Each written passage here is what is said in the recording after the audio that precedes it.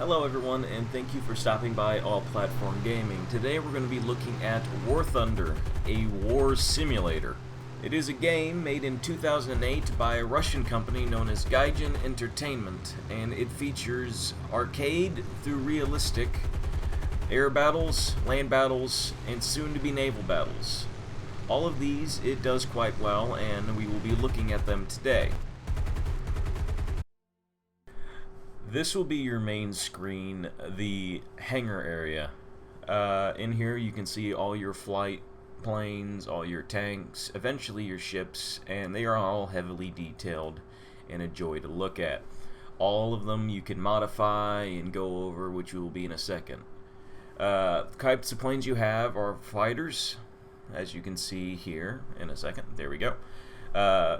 Small to big. Then you have your bombers, which vary between standard ground attack planes and just the big heavy bomb carrying type. And you have your dive bomber, torpedo bomber, and ground attack planes like your SBD here. And past that, you also have all your separate nations. You have the Germans, you have the Russians, you have the Britons, and you have the Japanese in a second. Here we go. Now, among these also is, of course, you have tanks.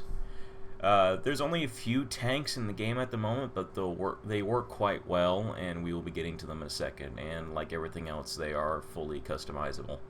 Now, as I mentioned with these planes, you can completely make them your own. You can model them with different bombs, different guns, anything you'd think you'd need.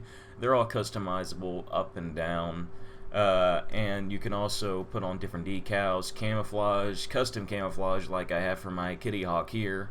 And you can also, as I said, unlock or buy decals as a form of achievements and just put them or customize them wherever you think they should go to really make the plane yours. Now, the planes themselves all have detailed flight models, interiors, except for bombers at the moment, and mechanics, damage models, etc. They spend a lot of time on these things, quite obviously. And that's true for also the background environments and everything else. They're all meticulously detailed and make sense for what you're doing. You can fly through and around them, use them to trick up your opponents and everything. And a lot of the specialty maps like Pearl Harbor here are just a treat to fly over, and in my case, die defending it. Now, all the maps have different objectives. Some require you to destroy certain targets, others stop an offensive rush by tanks and planes. Some are standard team deathmatches, wipe out opponents, and of course there's specialty maps like Pearl Harbor that like to require you to defend the harbor. In the cases like the map I'm on right now where we have to destroy objects, I'm using my bomber to actually deny my opponent an airfield that they can land and repair on. Of course, this is a team effort. I alone cannot destroy such a thing, but you'll find yourself in waves of bombers and fighters working together to take these objectives, as this is a heavily team-based game. You'll find yourself having wingmen and the like without even asking. Tanks work by much the same system of aerial battles in that they're mostly games of attack and defend. Right now I'm in a practice mode, but you'll be going after points, you'll be flanking and attacking enemies, forming up squads, everything else.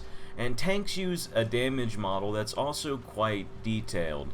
Every single point on your tank has different armor values, not unlike World of Tanks, but instead of random chances, you're specifically aiming for specific crew members in the tank or specific sections of the engine where you think your gun will do the most damage.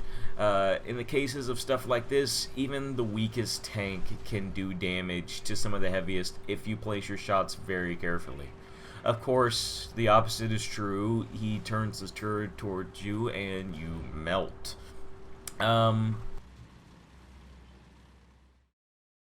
Air battles all mostly work on the same systems. Sometimes there is, of course, specific objectives, as I stated, but most of them will be about destroying ground targets, destroying bases, or destroying a number of enemy planes. They did say there was going to be new game modes soon. They've already released some of which are very exciting for the future of this game that I will be getting into in a minute. But a lot of your time in the game will be doing what I am here, which is dogfighting or watching out for ground targets.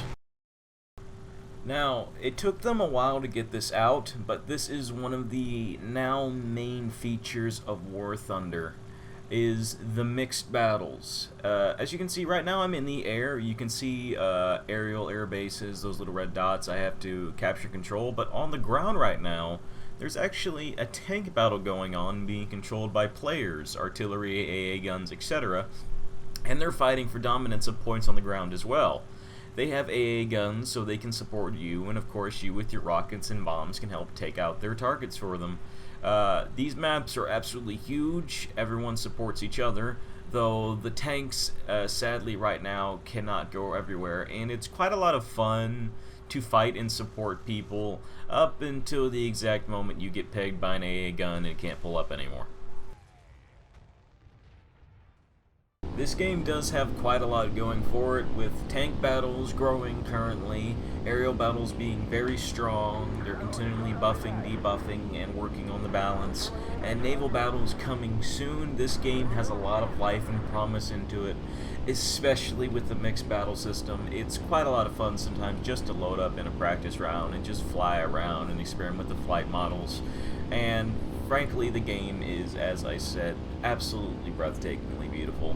It's completely free. You can buy some planes, but you can get by quite as easily without them. There is no gold rounds. The only main benefit you can get with paying for certain things using their Golden Eagle system is you can research some planes faster, but beyond that, everyone's on relatively equal footing. Other than that, I would, of course, definitely recommend this game for people who are a fan of flight sims, tank sims, whatever. It has a good mix, good flight models, various battles, etc. And frankly, since it's free, it's something to try out. And just spend a day with it, see how well you like it. I would definitely recommend this to anyone who likes these kind of games. And remember, while looking behind you is important, look in front of you as well.